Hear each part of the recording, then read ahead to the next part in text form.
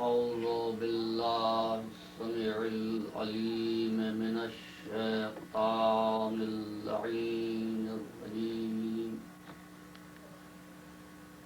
بسم الله الرحمن الرحيم.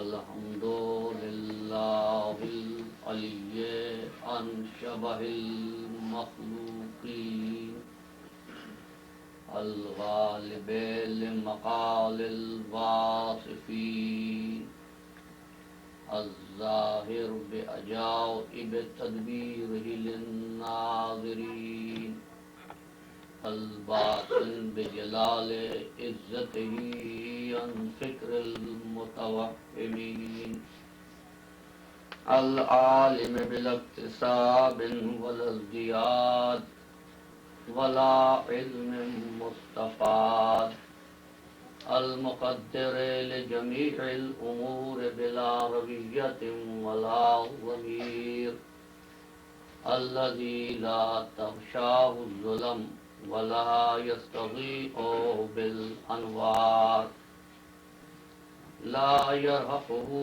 ليل ولا يجري عليه النهار، ليس إدراكه بالأبصار ولا علمه بالأخبار، والصلاة والسلام على نبيه الأمي أرسله بالضياء وقدمه في الاصطفاء، ورتق به المفاتق وساور به المغالب، ذلل به الصعوبة وسهل به الهدون، حتى سرها الضلال عن يمين وشمال، نور الأول مخلوق الأفضل أبي القاسم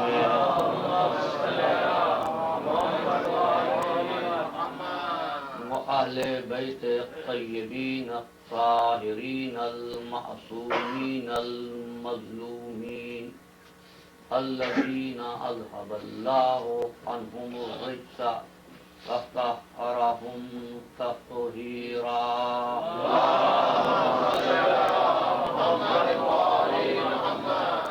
أما بعد فقد قال الله تبارك وتعالى في محكم كتابه المبين وهو أصدق الصادقين.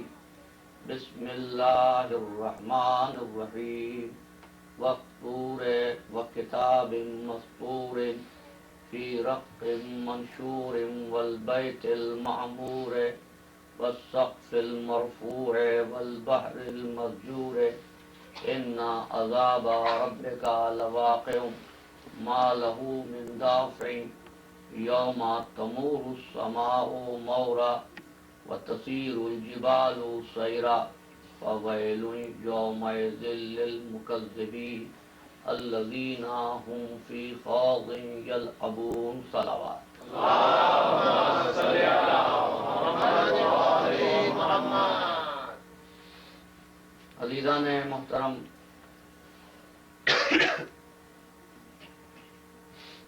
انسانیت اور ارتباط عالم کے عنوان پر آج آخری صحبت سے مخاطبت کا شرف حاصل کیا جا رہا ہے۔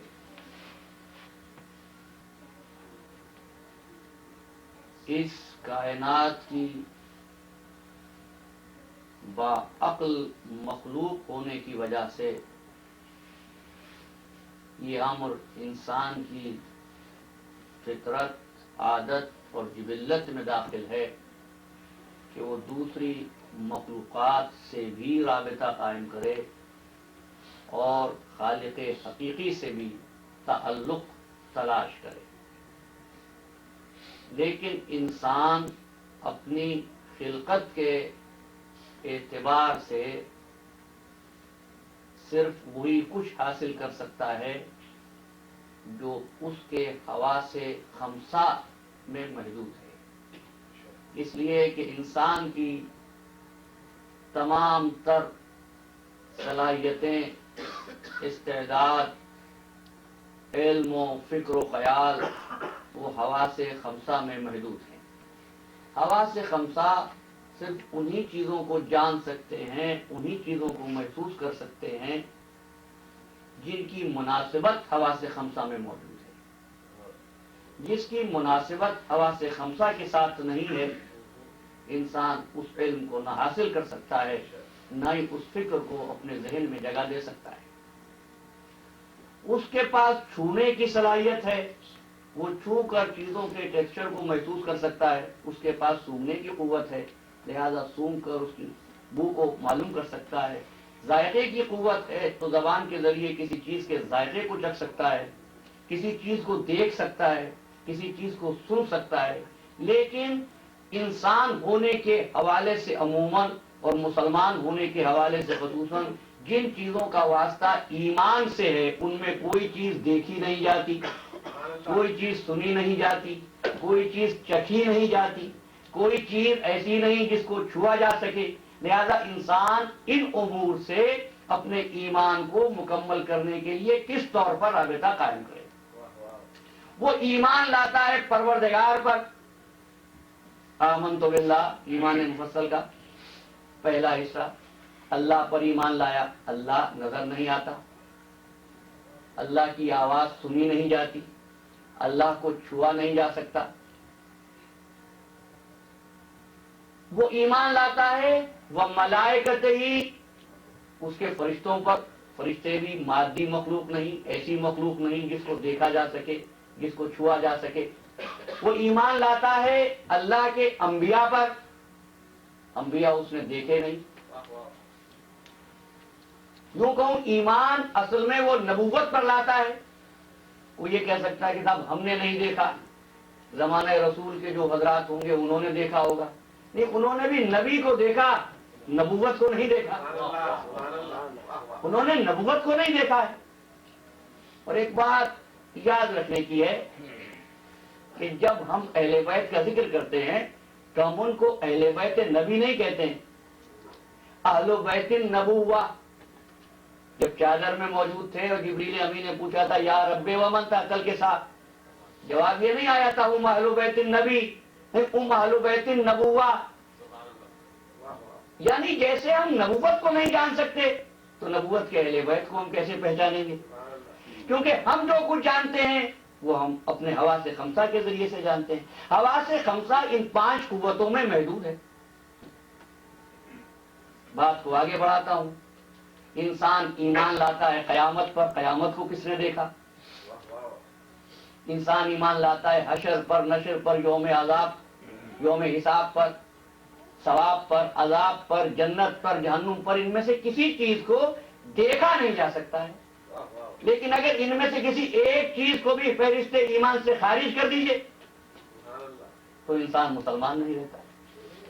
اب انسان ارتباط کے وہ کون سے راستے کا انتخاب کرے کہ جہاں وہ یہ جان سکے کہ آخر ان چیزوں کی حقیقت کیا ہے۔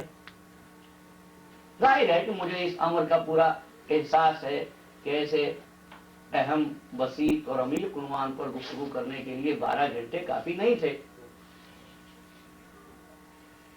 اور اس منزل پر کہ جہاں میں چاہتا تھا گفتگو کا خلاصہ دوں، کچھ احباب نے وہ نکات یاد دلائے کہ جن کی طرف اشارہ کیا گیا، لیکن ہم ان کی تفصیلات میں نہیں گئے۔ نہیں تو خالق وہ ہے جس کا کوئی مکان نہیں ہے، وہ لامکان ہے نا، یہ رہتا تو نہیں ہے، لیکن مسلمانوں نے بالاتفاق تمام مکاتب فکر نے ایک گھر کو اللہ کا گھر بھی کہا ہے۔ اور جب مسلمان قسم کھاتا ہے تو کہتا ہے میں اللہ کو حاضر و ناظر جانتا ہوں۔ حاضر و ناظر ہونے کا مطلب یہ ہے پروردگار ہر جگہ پر موجود ہے۔ جب ہر جگہ موجود ہے تو حجاج کرام، حاجی صاحبان خانہ کعبہ جا کر کیوں کہتے ہیں اللہم لبیک؟ پروردگار میں حاضر ہو گیا، وہ یا تمہارے شہر میں خدا نہیں تھا؟ عزیزان محترم، اسی طرح پروردگار عالم ہر جگہ موجود، لیکن ذات الہی مخصوص ہو گئی بلندی کے لیے. وہ دعا میں ہاتھ اٹھائے کیوں جاتے ہیں, جھکائے کیوں نہیں جاتے؟ کیونکہ یقین کیا کہ اللہ عالم بالا میں ہے. جب انسان عالم بالا میں ہے، لیکن جب انسان مرتا ہے تو انسان کے جسد خاکی کو زمین میں دفن کرنے کے بعد، سپرد خاک کرنے کے بعد ہم یہ کہتے ہیں یہ اللہ کے پاس چلا گیا. کہاں بلندی، کہاں زمین کی اندرونی سطح. اب جس شخص نے پروردگار کو حج بیت اللہ سے جانا ہو، اس سے کسی کی موت پر کہیں وہ اللہ کے پاس چلا گیا تو وہ سمجھے گا مکہ معظمہ چلا گیا. پھر اس کا کیا مطلب ہے؟ انا للہ و انا الیہ راجعون. ہم اللہ کی طرف سے آئے ہیں، اللہ کے پاس سے آئے ہیں. آپ یہاں بیٹھے، یہاں سے اٹھ کے گئے، آپ نے کہا میں مجلس سے آ رہا ہوں، مولانا کے پاس سے آ رہا ہوں. میں یہاں تھا تو میرے پاس سے آ رہے ہیں. کہاں جا رہے ہیں؟ اپنے باس سے ملنے جا رہے ہیں. باس کہیں اور تھا تو وہاں چلے گئے. انا للہ و انا الیہ راجعون. اللہ کی طرف سے آئے ہیں، اللہ کی طرف جانا ہے. وہ دو نقطے کہاں ہیں جو انسان کے آتے وقت اللہ کا اور انسان کی موت کے وقت انسان کے سفر کے اختتام کا اعلان کرتے ہیں؟ یہ وہ گفتگو جو ہم نے آپ کی خدمت میں فکر کے لیے پیش کی، اور ان میں سے کوئی ایسی چیز نہیں ہے جس کو ہم حواس خمسہ سے سمجھ سکیں. میں نے اپنی 11ویں تقریر میں عرض کیا، امام غزالی نے نظریہ قائم کیا، لا تعرف الاشیاء باضدادها، کہ چیزیں ضد سے پہچانی جاتی ہیں. کیونکہ لا کے لفظ کا اضافہ تو میں نے کیا ہے. انہوں نے کہا تعرف الاشیاء باضدادها، چیزیں ضد سے پہچانی جاتی ہیں. روشنی اندھیرے سے پہچانی جاتی ہے. کہتے ہیں رحمت یا رحمانیت شیطان کے ذریعے پہچانی جاتی ہے. مجھے اختلاف ہے اس چیز سے، غزالی کا نظریہ ہے. علم جہالت سے پہچانا جاتا ہے. ابراہیم نمرود کے ذریعے پہچانے گئے وغیرہ وغیرہ. لیکن عزیزو، جس وقت خالق حقیقی کا نور تھا اس وقت تو کچھ اور تھا ہی نہیں. تو یوں سمجھ لیجئے کہ چھوٹی چھوٹی چیزوں کو، حصی چیزوں کو سمجھنے کے لیے تو شاید یہ مثال درست ہو. میں تکلفاً لفظ شاید لگا رہا ہوں اس میں، شاید درست ہو، لیکن وہ جو اس کائنات کا حقیقی منظر مقصود ہے وہ ضد سے نہیں پہچانا جائے گا. نور کا تعارف جہالت سے نہیں ہوگا، نور کا تعارف نور ہی کے ذریعے ہوگا. اس لیے اللہ کا تعارف محمد والے محمد کے ذریعے ہوگا،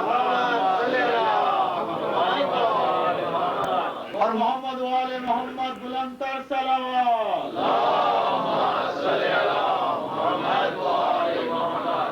اور ذات نبی کا تعارف اس ہستی کے ذریعے ہوگا جو وجود میں رسول کے ساتھ معیت رکھتا ہے. اب اس کو حواس خمسہ کیسے جانے؟ آپ کے ارتباط نہیں، حقیقت یہ ہے کہ اللہ، اس کے فرشتے، انبیاء، ملائکہ، کتابیں، قیامت، جنت، جہنم ہی غائب نہیں ہے، خود انسان غائب ہے. جملہ آپ کو عجیب لگا ہوگا. بتائیے کیا کبھی کسی نے اپنی روح کو دیکھا ہے؟ روح کو دیکھا نہیں لیکن مانتے ہیں، اور روح ہی ہے جو آپ کے جسم کو چلا رہی ہے. روح کو دیکھا نہیں مانتے ہیں. اب جب تمام غیوب پر ایمان رکھنے کو آپ ایمان کہتے ہیں، جس کی تعلیمات سے اتنے غائبات پر ایمان لائے ہیں، ایک غائب کو اور مان لیجئے تو ارتباط مکمل ہوگا. نعرہ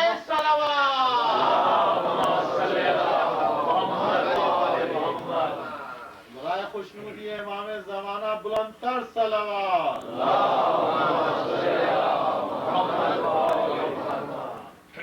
تو حضران محترم، ہم کہاں سے جانے، کہاں سے پہچانے؟ اللہ نے بندوں کی مشکل دیکھتے ہوئے اپنے حبیب کے ذریعے ایک ایسی کتاب بھیجی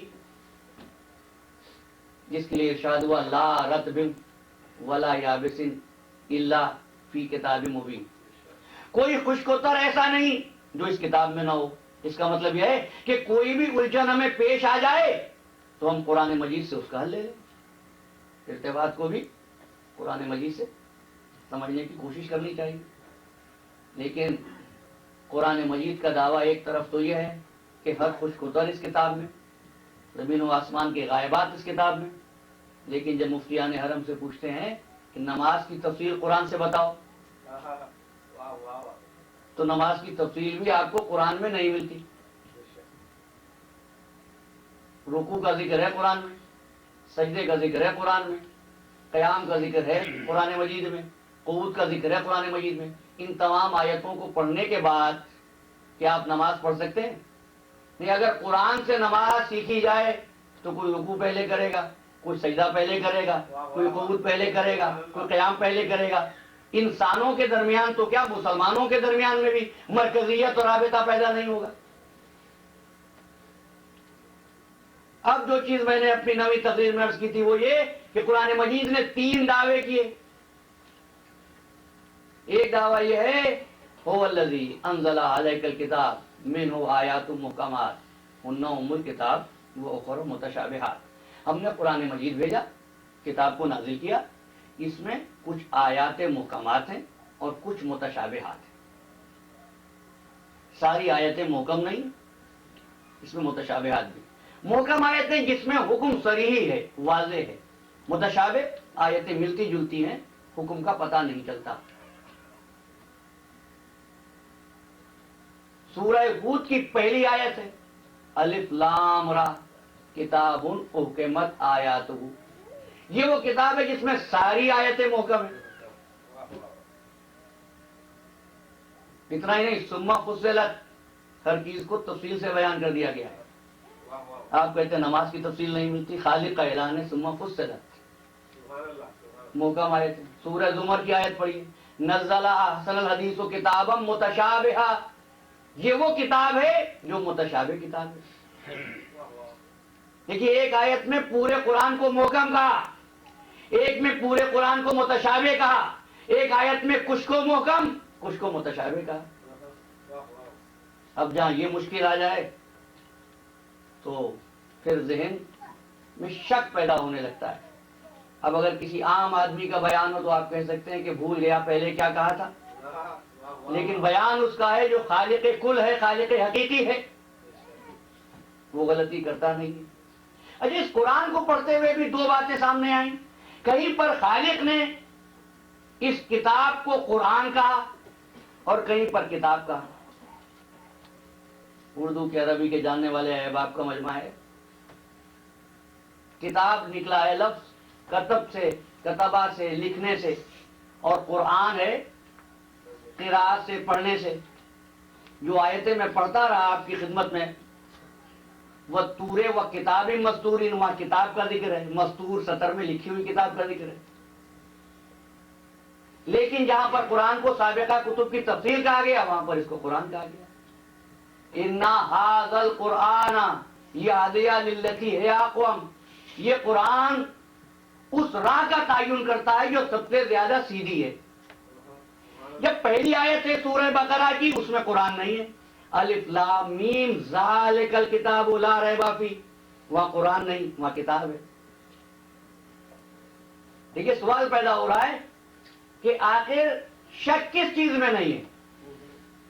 یہ کی ضمیر کتاب کی طرف ہے، کتاب کو مفصل ہونا چاہیے، لیکن سورہ آل عمران نے پھر کہا نہیں، کچھ محکم کچھ متشابہ.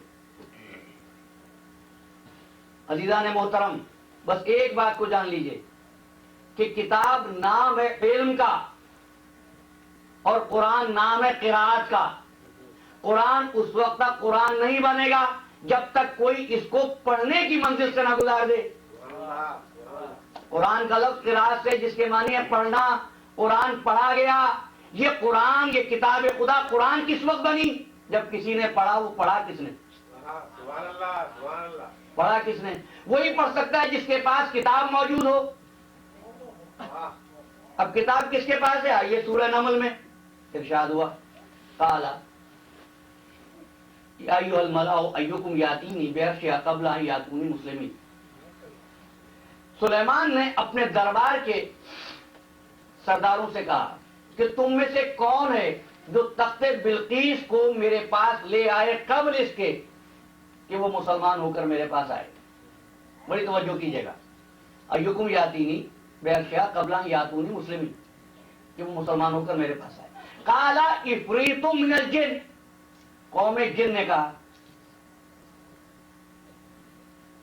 کیا کہا؟ انا آتی کا بھائی قبل ان تقوم من مقامے کا، اے نبی خدا میں تخت کو لے آتا ہوں قبل ان تقوم من مقامے کا، قبل اس کے کہ آپ دربار برخاست کریں. وَإِنِّي عَلَيْهِ لَقَوِيٌّ أَمِينٌ، اور مجھے اس پر پوری قدرت ہے. قال الذي عنده علم من الكتاب، اس کے لیے رحمت دی تھی اس لفظ کے لیے. قال الذي عنده علم من الكتاب، وہ جس کے پاس کتاب کا تھوڑا سا علم تھا. اس نے کہا انا آتی کا بھئی قبل ان یستد الیک طرفک، میں آپ کو تخت بلقیس پلک جھپکنے سے قبل لا دوں.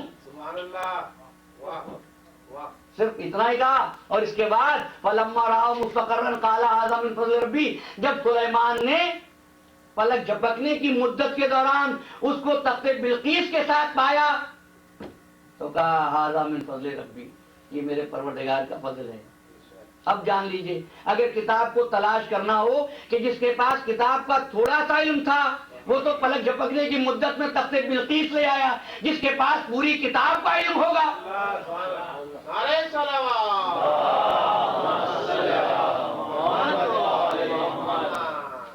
لیکن کتاب کا علم کس کے پاس؟ آئیے سورہ رعد میں، اے رسول یہ تم سے گواہ مانگتے ہیں. قل کفا باللہ شہیدم بینی و بینکم ومن عنده علم الکتاب، ان سے کہہ دو میری گواہی کے لیے یا تو اللہ کافی ہے یا وہ بندہ جس کے پاس کتاب کا علم ہے. دیکھیے ہم مخلوق کی ہمارے پاس دو قسمیں آ گئی. خالق تو خالق ہے، جو صاحب علم کتاب ہے وہ رسول نہیں ہو سکتا، اس لیے کہ اس کی تو رسالت کی گواہی دی جا رہی ہے.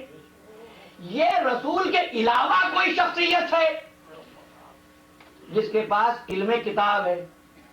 گفتگو جہاں تک پہنچی یہ کون ہوگا؟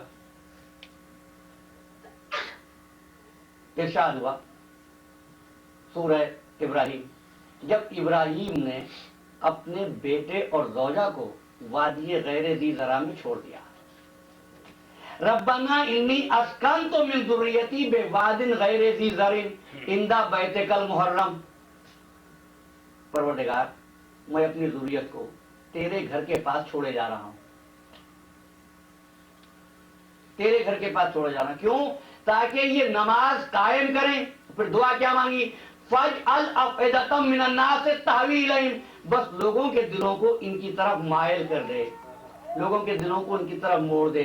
جب لوگوں کے دل اس کی طرف موڑیں گے تو یہ کھچ کھچ کر اللہ کے گھر کی طرف آئیں گے. دیکھیے اب تقسیم بالکل واضح ہوئی. ایک تو اللہ کا بھیجا ہوا پیغمبر ابراہیم اور انہوں نے بنایا گھر. فَاجْعَلْ أَفْئِدَةً مِّنَ النَّاسِ، دعا کی لوگوں کے دل پھیر دے گھر کی طرف. دوسرا گروہ وہ جن کے دل مائل ہو جائیں گے اس کی طرف. تیسرا گروہ کون سا باقی رہ جائے گا؟ جو دعوت ابراہیم کو قبول نہیں کریں گے وہ نافرمانوں کا گروہ ہوگا. وہ خانہ کعبہ کی طرف نہیں آئیں گے، وہ ایمان قبول نہیں کریں گے، وہ اسلام نہیں لائیں گے. تو ہمارے سامنے تین گروہ آ گئے. ایک وہ جو ذریت ابراہیم سے ہے، گفتگو کو پھیلانا نہیں چاہ رہا ہوں. ابراہیم نے ایک دعا اور مانگی تھی، وہی یرفعو ابراہیم القواعد من البیت و اسماعیل ربنا تقبل منا انک انت السمیع العلیم، پروردگار ہماری اس محنت کو قبول کر لے. اور کیا دعا مانگی؟ ربنا واجعلنا مسلمین لک ومن ذریتنا امۃ مسلمۃ لک، ہم کو بھی اپنا مسلمان بنا دے اور ہماری ذریت میں سے بھی ایک گروہ کو مسلمان قرار دے دے. اور جن کو مسلمان قرار دے ربنا وابعث، دیکھیے قریب ہو رہا ہوں اپنی منزل سے، ربنا وابعث فیہم رسولا منہم، انہی میں سے ایک رسول کو مبعوث کر دے. سبحان اللہ سبحان اللہ. اسی امت مسلمہ سے، اسی گروہ سے. اور جان لیجئے کہ لوگوں کے اسلام میں اور پیغمبر کے اسلام میں فرق ہوتا ہے. لوگوں کا اسلام بالواسطہ ہوتا ہے، پیغمبر کا اسلام بلا واسطہ ہوتا ہے. لوگ کسی سے اسلام سیکھ کر قبول کرتے ہیں، پیغمبر کسی سے نہیں سیکھتا. وَإِذْ قَالَ لَهُ رَبُّهُ أَسْلِمْ قَالَ أَسْلَمْتُ لِرَبِّ الْعَالَمِينَ، جب پروردگار نے کہا اس سے کہ اسلام لا، وہ اسلام لایا. بتائیے کتنی انسان سے اللہ نے کہا ایسے؟ صرف نبی سے کہا. جیسا اسلام اپنے لیے مانگا ایسا اسلام اپنی ضروریت کے لیے مانگا. الگ الفاظ نہیں ہے. وَجَعَلْنَا مُسْلِمَيْنَ لَكَ وَمِنْ ذُرِّيَّتِنَا أُمَّةً مُسْلِمَةً لَكَ. تو اگر ابراہیم کا اسلام بلا واسطہ ہے تو اس امت کا اسلام بھی بلا واسطہ ہوگا جو ذریت ابراہیم میں ہے. اس کی پہچان کیا ہوگی؟ اس میں سے ایک رسول کو مبعوث فرما. تو عزیزو اب پورے عرب کے خاندانوں کو سامنے رکھو، جس خاندان میں رسول مبعوث ہو جائے ان کا اسلام بلا واسطہ ہے. یہ ذریت ابراہیم. دوسرے وہ لوگ ہوں گے جو ان کے پیچھے آئیں گے، یعنی جن کے دل ان کی طرف مائل ہو جائیں گے، جو ان کو چاہیں گے، ان کا حکم مانیں گے. تیسرا وہ گروہ وہ جو نافرمانی کرے گا. کتنے گروہ ہیں؟ 3. قرآن مجید کی کتنی آیتیں میں نے پڑھی جن میں محکم اور متشابہ کا ذکر ہوا؟ ایک وہ جہاں کہا گیا کہ پورے قرآن میں محکم آیتیں ہیں. ایک جگہ ارشاد ہوا کچھ محکم ہے کچھ متشابہ ہیں. ایک جگہ ارشاد ہوا سب کے سب متشابہ ہیں. ایسا کیوں ہے عزیزو؟ اس لیے قرآن آیا ہے زمانے کی ہدایت کے لیے، لیکن قرآن بدلتا نہیں. القرآن حی لا یموت یجری کما یجری اللیل والنہار. اس طرح جاری ہے جس طرح رات اور دن جاری رہتے ہیں. قرآن بدلتا نہیں، لیکن زمانہ ہمیشہ تہذیب کی منزلوں کو طے کرتا ہے. آج کے انسان کا ذہن اور ہے اور آج سے 100 سال پہلے والے انسان کا ذہن اور ہے. ایک کتاب جو ایک کم پڑھے لکھے کے لیے لکھی جائے اس کے لیے مفید نہیں. جو زیادہ پڑھا لکھا ہے، جو کتاب ایک پی ایچ ڈی کے لیے موضوع ہے وہ ایک طفل مکتب کے لیے موضوع نہیں.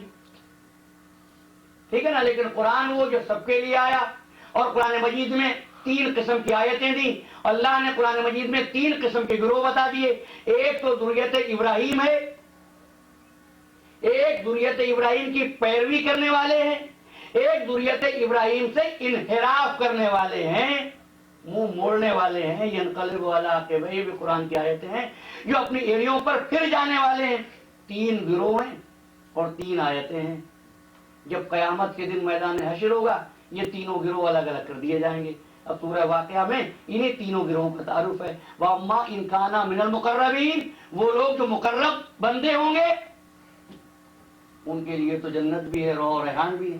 اور اما ان کانا من اصحاب الیمین فسلام لک من اصحاب الیمین. اصحاب یمین کے لیے سلام ہے. اور وہ جو انحراف کرنے والے ہیں ان کے لیے اللہ نے عذاب کی خبر دی ہے. قرآن مجید کی آیتیں بھی 3 اور گروہ بھی 3. ایک سابقین، ایک اصحاب یمین، ایک اصحاب شمال. قرآن کی آیتیں کیسی؟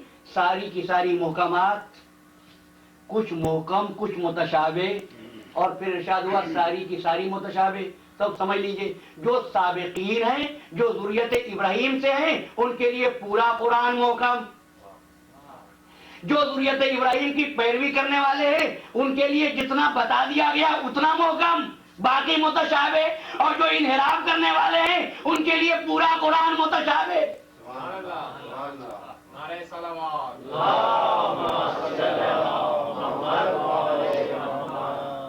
اسی لیے ارشاد ہوا تھا سرکار ختم مرتبت کی زبان مبارک سے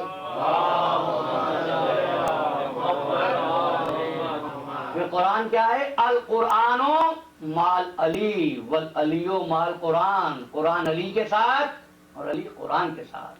پھر فرمایا الحق مال علی والعلی مال حق. حق علی کے ساتھ، علی حق کے ساتھ.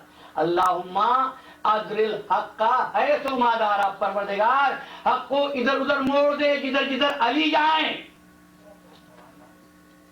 تو سمجھیے یہیں سے بات کو. یہ دعا نہیں ہے پروردگار علی کو ہمیشہ رائے حق پہ رکھنا. دعا حق کے لیے ہو رہی ہے. اللہم ادر الحق. حق کو ادھر ادھر موڑ دے جدھر جدھر علی جائیں. تو علی میں اور دوسرے بندوں میں فرق یہ ہے دوسرے بندے حق کی پیروی کرتے ہیں، حق علی مرتضیٰ کی پیروی کرتا ہے.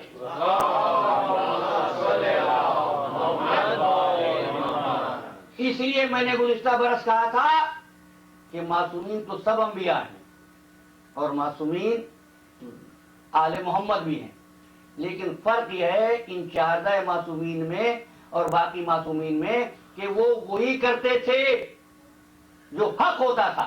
یہ جو کرتے ہیں وہ حق ہو جاتا ہے. اگر جاگنا حق ہے، اگر یہ جاگے تو جاگنا حق ہو گیا، اگر نماز پڑھی تو نماز پڑھنا حق ہو گیا، روزہ رکھا روزہ رکھنا حق ہو گیا، اگر اقدام کیا تو اقدام کرنا حق ہو گیا، اگر گوشہ نشین ہو گئے تو گوشہ نشین ہونا حق ہو گیا، اگر شبر جاگے شبر جاگنا حق، اگر کسی رات بستر پر سو گئے تو سونا حق ہو گیا۔ اس لیے کہ اللہ نے ان کو علم میں راسخ کیا ہے۔ یہ علم سیکھتے نہیں ہیں، علم ان کو سیکھتا ہے، علم ان کے پاس آتا ہے، علم ان سے سیکھتا ہے۔ یہ وہ نہیں ہے کچھ ہو جائے اور پھر یہ کہیں، بس یہی فرق ہوتا ہے صادق میں اور صدیق میں۔ صادق وہ جو کسی واقعے کو بیان کر کے سچا کہلائے، اور صدیق وہ جو بیان کرے اور واقعہ بن جائے۔ عید کی رات میں حسنین نے مادر گرامی سے یہی عرض کیا تھا کہ اماں کل عید کا دن ہے، مدینے کے بچے نئے نئے کپڑے پہن کر جائیں گے، ہمارے پاس کون سا لباس ہے؟ تو بچوں کے بہلانے کے لیے کہا کہ بچوں تمہارے کپڑے درزی لے کر آئے گا۔ کیا کپڑے درزی کے یہاں سلنے گئے تھے؟ نہیں، بچوں کا دل رکھنے کے لیے کہہ دیا کہ تمہارے کپڑے درزی لے کر آئے گا۔ لیکن چونکہ دنیا پیروی کرتی ہے واقعے کی، واقعہ پیروی کرتا ہے سید عالم کی، دنیا پیروی کرتی ہے حق کی، حق پیروی کرتا ہے سید عالم کی، دنیا پیروی کرتی ہے قرآن کی، قرآن پیروی کرتا ہے سید عالم کی، قرآن انتظار کرتا ہے کہ سیدہ روزے رکھے تو حلقہ بن کر اتروں، سیدہ چادر میں آئے تو آئے تفسیر بن کر نازل ہوں۔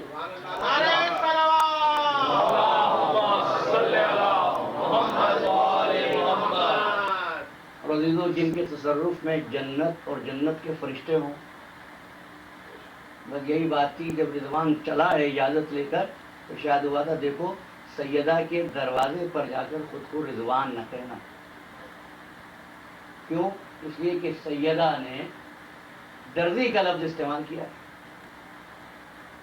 اور اس نے آ کر کیا کہا تھا؟ انا خیاط الحسنین، میں حسنین کا درزی ہوں۔ دنیا سوچتی ہے دیکھیں صاحب کیسی عجیب بات ہے، ان کے لیے جنت سے کپڑے آ گئے۔ بھائی ان کے لیے جنت سے کپڑے آنا عجیب بات نہیں ہے، حیرانی کی بات نہیں ہے، یہ جنت کے مالک ہیں، جنت کے فرشتے ان کے خادم ہیں، یہ جو چیز چاہیں جس وقت چاہیں جنت کے جس مقام سے چاہیں منگا سکتے ہیں، اور چاہیں تو اپنے پاس رکھ لیں اور چاہیں تو کسی کو بخش دیں۔ جنت کے مالک ہیں۔ بس یہی بات تھی، وہ جو جانتا تھا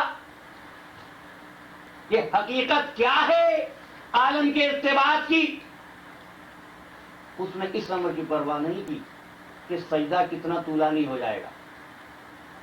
نہیں، میرا حسین کس بات پر خوش ہوگا، میرا حسین کس بات پر خوش ہوگا۔ واقعات آپ نے سنے ہوئے، میری عادت نہیں واقعات کو بیان کرنا، کہ عین حالت نماز میں، حالت سجدہ میں حسین پشت رسول پر سوار ہو گئے، سجدہ طولانی ہو گیا، طولانی ہوا، حتیٰ کہ حضور نے 71 مرتبہ یا 72 مرتبہ، اور بعض روایتوں میں ہے حافظ ابو نعیم نے لکھا 291 مرتبہ سبحانہ ربی الاعلیٰ و بحمدہ کا۔ جب سجدہ اتنا طولانی ہوا تو اصحاب نے گردنیں اٹھا کر دیکھنا شروع کر دیا یہ کیا بات ہے، اور جب نماز سے فارغ ہوئے تو عرض کیا یا رسول اللہ کہ آپ پر وحی نازل ہو گئی تھی یا اونگ آ گئی تھی؟ کہ معیار عرفان بھی دیکھیے گا۔ حضور نے فرمایا کیا تم سمجھتے ہو کہ مجھ کو نہیں معلوم؟ تم گردنیں اٹھا اٹھا کر دیکھ تو رہے تھے کہ میری پشت پر میرا نواسا حسین سوار تھا۔ اب یہیں سے نبوت کے ایک اور پہلو کو سمجھیے، نبی جس طرح سامنے دیکھتا ہے اسی طرح پیچھے بھی دیکھتا ہے۔ فرمایا کیا تم نے نہیں دیکھا حسین میری پشت پر سوار تھا؟ یا رسول اللہ آپ حسین کو بہت چاہتے ہیں، آپ کا بچہ ہے، حسین آپ کو چاہتے ہیں، آپ حسین کو چاہتے ہیں۔ تو ایک مرتبہ غضبناک ہوئے اور فرمایا کہ تم عظمت حسین کو نہیں جانتے؟ فارفو حاضر الحسین، پہچان لو اس حسین کو۔ جملہ یہ ہے حضور کا ان الحسین اصل الصلاۃ، میرا حسین ہی اصل نماز ہے۔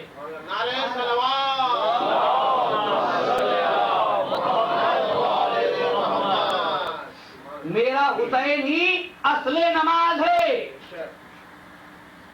اصل حسین اور نماز پڑھا۔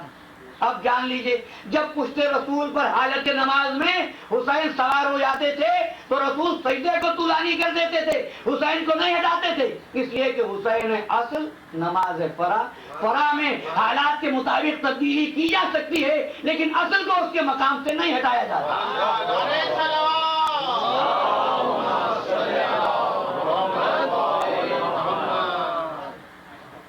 ان الحسین اصل الصلاۃ، اور یہیں سے یہ بات ہمیشہ پہنچاتا ہوں اور پیغام کے طور پر یاد رکھیے کہ جہاں کہیں ذکر اہل بیت اور مودت اہل بیت کا معاملہ ہو وہاں اس کا تقابل فروعات دین سے نہ کیجیے، فروعات دین سے نہ کیجیے۔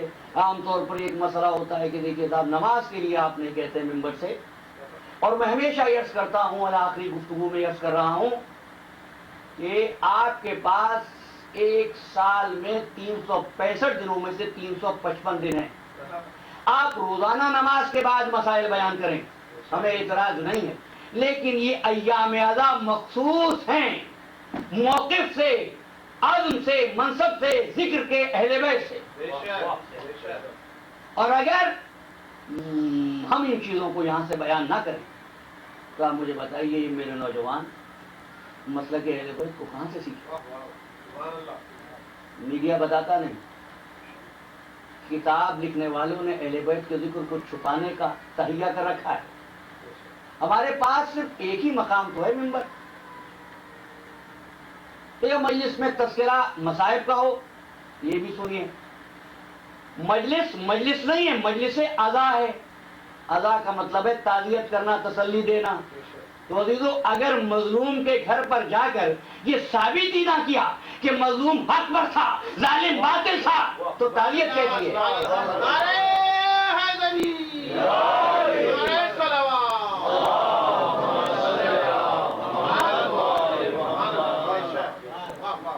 تعزیت کیسی ہے اگر یہ ثابت نہ کیا جائے کہ مظلوم کا موقف صحیح تھا؟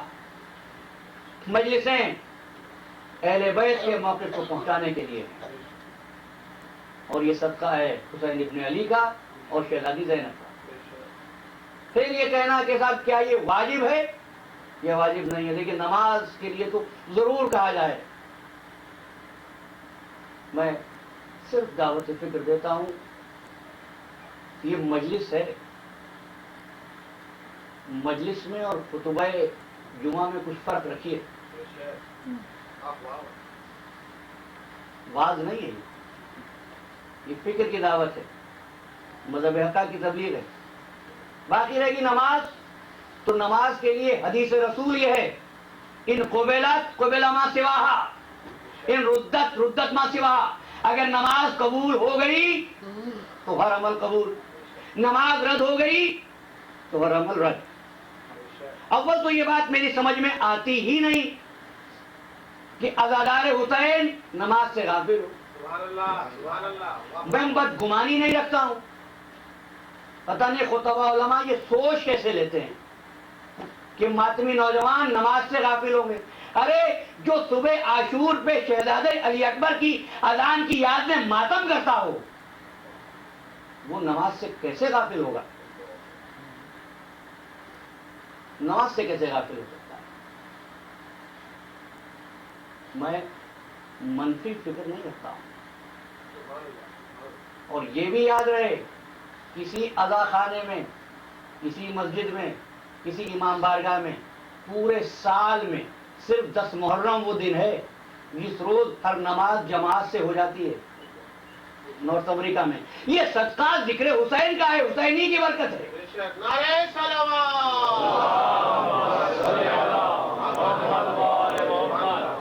یہ توفیق تو عزاداروں کو، نماز پڑھنے والوں کو ماہ رمضان میں بھی نہیں ہوتی جو قربانی حسین کے صدقے میں روز عاشور ہو جاتی ہے۔ حدیث یہ ہے کہ جس کی نماز قبول اس کا ہر عمل قبول، جس کی نماز رد اس کا ہر عمل رد۔ قبول یہ نہیں نماز نہیں پڑھی تو ہر عمل رد، نماز پڑھ لی تو ہر عمل قبول۔ نماز پڑھنے پر منحصر نہیں ہے، نماز کی قبولیت پر منحصر ہے۔ ان قبل ما سوا، حدیث کے کب کہہ رہی ہے کہ نماز پڑھو گے تو ہر عمل قبول؟ نہیں، اگر نماز قبول تو ہر عمل قبول، نماز رد ہر عمل رد۔ اب پوری نماز پڑھ لو اور آل محمد پہ درود چھوڑ دو،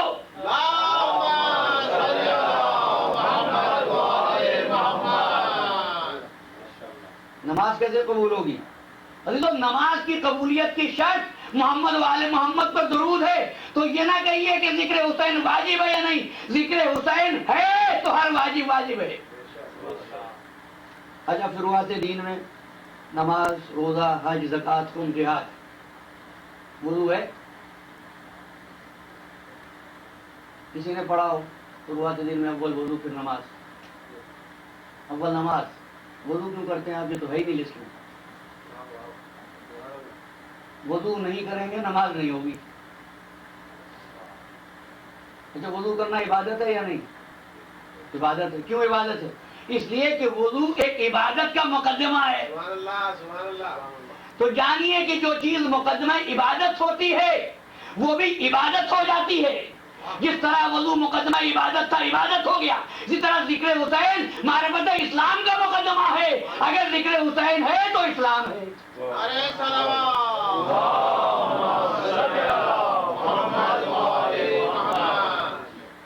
میرے مولا کا ارشاد ہے کہ زمانے کو برا نہ کہنا۔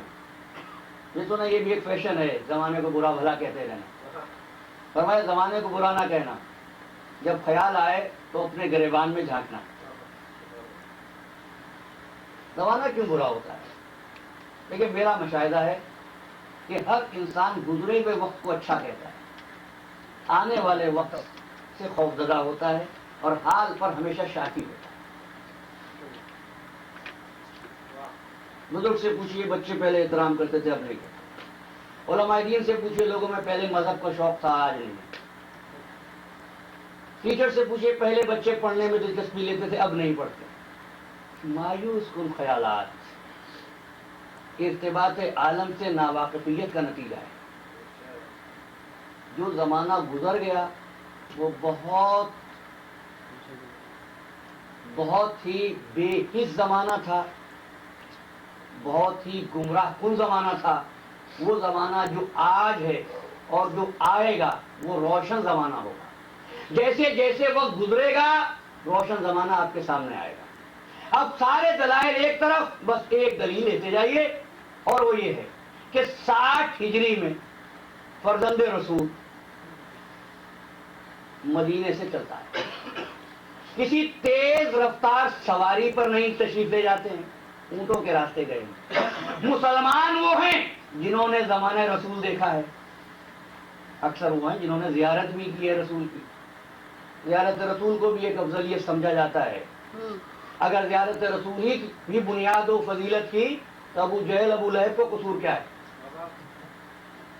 حضور روانہ ہوتے ہیں سرکار سید الشہداء، اور مدینے سے مکے تک کے سفر میں کوئی بڑھ کے یہ نہیں پوچھتا فرزند رسول آپ وطن چھوڑ کر کیوں جا رہے ہیں؟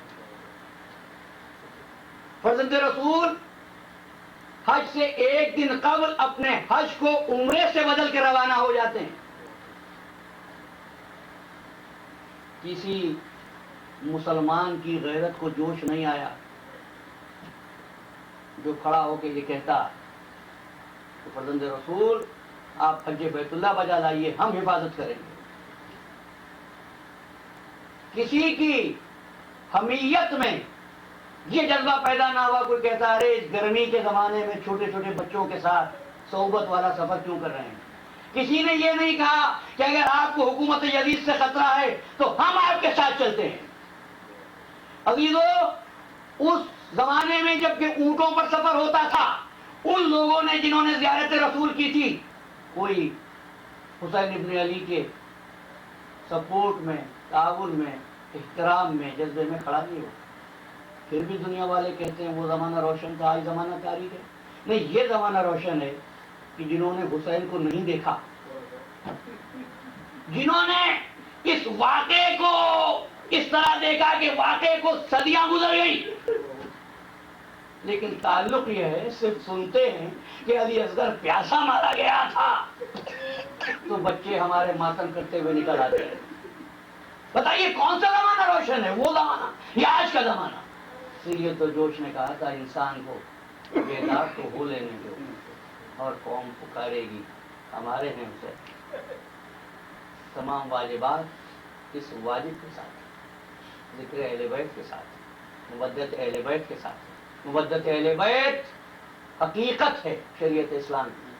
باقی یہ سوالات ماتم درست ہے یا نہیں، ماتم جائز ہے یا نہیں، مکروہ ہے یا مستحب ہے، بس ایک بات کہہ کے آسان کروں تفصیلات میں جائے بغیر، یاد رکھیے گا واجب، حرام، مکروہ، مستحب یہ شریعت کی حدیں ہیں، اسلام کی حدیں ہیں۔ حسین ابن علی سے محبت کے اظہار کے طریقے اسلام کا نہیں، احسان کا معاملہ ہے۔ احسان وہاں سے شروع ہوتا ہے جہاں اسلام کی حدیں ختم ہو جاتی ہیں۔ جہاں سے احسان شروع ہوتا ہے وہاں سے ذکر حسین کا معاملہ ہے۔ عزیزو، اس فکر کے ساتھ حسین جانتے تھے کہ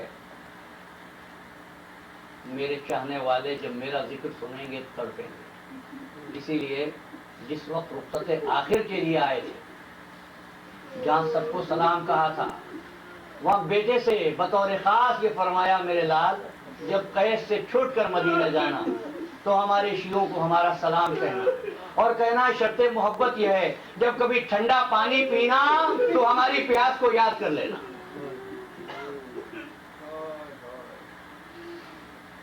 جن کے صدقے میں کائنات بنی ہو، جن کو فرشتوں نے سجدہ کیا ہو، فرشتے جن کے مطیع ہوں، غدارو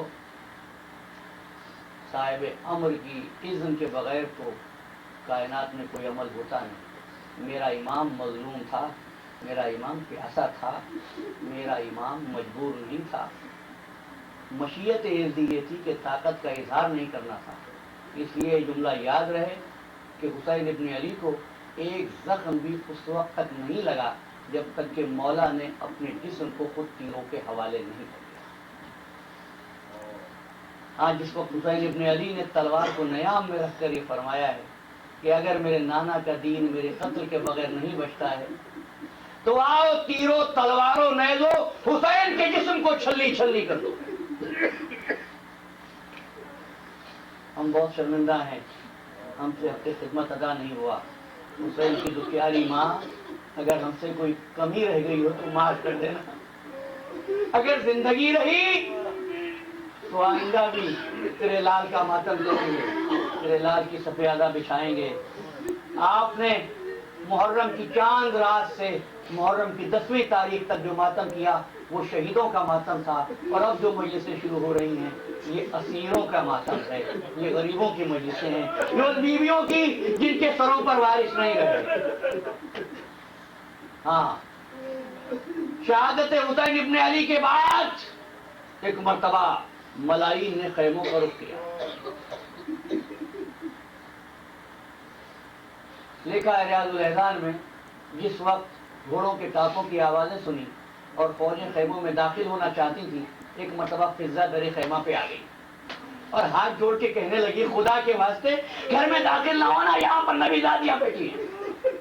چمڑے پہ غیرت نے کہا بیٹھی ہیں تو ہم کیا کریں، بیٹھی رہیں، اور یہ کہہ کر فوجیں خیموں میں داخل ہوئی اور بیویوں کے سروں سے چادریں چھینی گئی۔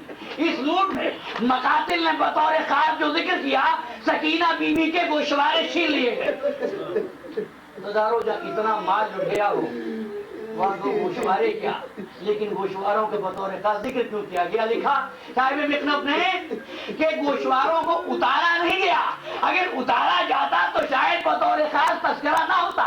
مقاتل میں گوشوارے اس طرح چھینے گئے، سکینہ بیوی کا کرتا خون سے بھر گیا۔ ایک منو بچی نے آواز دی چچا عباس میرے گوشوارے چھن گئے، میں زخمی ہو گئی، باغوں میں زخمی ہو گئی۔ خیمے جل گئے، خیمے جل گئے۔ ریاض القدس لکھا ہے کہ جب خیمے جلے اور بچے نکلے اس طرح جس طرح تسبیح کا دانہ ٹوٹ جائے اور دانے بکھر جاتے ہیں، بچے کربلا کے جنگل میں بکھر گئے.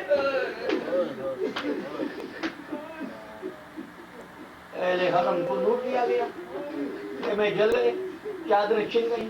جب سارا مال و اسباب لوٹ کر یہ فوج جانے لگی، جاتے ہوئے ایک مرتبہ ایک بی بی کی گود میں کچھ کپڑوں کو دیکھا، کسی گٹھی نما کپڑے کو دیکھا تو ایک مرتبہ فوج رک گئی اور شمر نے کہا کہ سارا زیور تو اس خاتون کے پاس ہے، آپ پہچانے یہ کون سی بی بی؟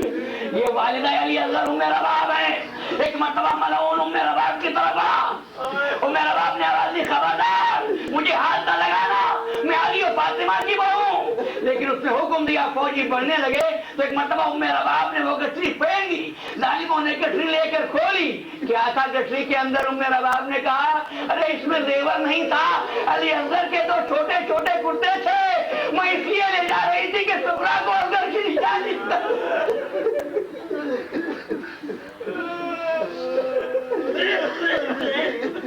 11ویں محرم کا دن اہل حرم نے جلتی ہوئی دھوپ میں گزارا ہے، تپتی ریت پر گزارا ہے. ظہر کی نماز کے بعد قافلہ روانہ کیا گیا. جب قافلہ روانہ ہوا ہے نا، اس وقت اہل حرم کے ہاتھ کھلے تھے. اس واقعے کو سنتے جائیے، ہاتھ کھلے تھے. جب قافلہ روانہ ہوا ایک مرتبہ زینب ام کلثوم نے کہا خدا کے واسطے ہم کو ہمارے بھائی کی لاش پر لے چلو، ہم شہداء کی لاشوں پر جانا چاہتے ہیں. ایک مرتبہ قافلہ مقتل میں آیا، گنج شہیدہ میں آیا. سید سجاد نے بابا کی لاش کو دیکھا. ثانی زہرا کا بیان ہے کہ یہ عالم تھا گویا کہ میرے بیٹے پر حالت احتضار. میں نے کہا میرے بھائی کی یادگار یا بقیہ تو ابھی واقعی کیا بات ہے؟ ایسا لگتا ہے تیری روح کب سنسنی سے پرواز کر جائے گی. کہا کہ اماں مجھ سے دیکھا نہیں جاتا، میرے بابا کا لاشا بے گور و کفن ہو اور میرے ہاتھوں میں اسکلیاں، میرے پیروں میں بیڑیاں ہیں، میں بابا کی لاش کو دفن بھی نہیں کر سکتا. پھوپھی نے تسلی دی بھتیجے کو. لیکن جب زینب نے دیکھا ہے، لکھا ہے کہ اونٹ سے اتری نہیں، خود کو اونٹ سے گرا دیا، لاش چلی پڑ گئی. ماں جائے آج ایسی غربت ہے دکھیاری بہن کے سر پر چادر نہیں ورنہ تجھ کو کفن دے دی. اس کے بعد آواز دی ام کلثوم آ جاؤ یہاں پر، بیویاں آ جاؤ. جب تمام بیویاں جمع ہو گئی، پہلی مرتبہ تاریخ عزاداری میں جس بیوی نے حلقہ بنا کر ماتم کیا وہ شہزادی زینب تھی. کبھی بھی وہ جمع ہو جاؤ. بیویاں جمع ہو گئی، حلقہ بنا لیا گیا، حسین کا ماتم کرنا شروع کیا اور نوائیے پڑا صلی اللہ علیہ کا دنیا. نانا آپ پر دنیا درود بھیجتی ہے مگر آپ پر حسین خون میں لوٹ رہا ہے، کوئی دفن کرنے والا نہیں. جب یہ نوحہ پڑھا نا تو بعض فوجیوں نے جن کو معلوم نہیں تھا بیویاں کون ہے سروں سے پگڑیاں اتارنی شروع کر دی. سمت تو کہتا تھا کچھ اور لوگ ہیں، یہ تو نبی دادیاں ہیں، یہ تو اہل حرم رسول کے. جب یہ سنا سمت نے کہ ماتم بن جاؤ، جب ماتم نہ رکا تو حکم دیا بیویوں کے ہاتھ گردن کے ساتھ باندھ دو تاکہ راہ کو یہاں میں زینب ماتم کرتی نہ جائے. ہاں زینب کے ہاتھ بچ گئے کہ بھیا اب بہن کے ہاتھ بچ گئے، زینب ماتم بھی نہیں کر سکتی.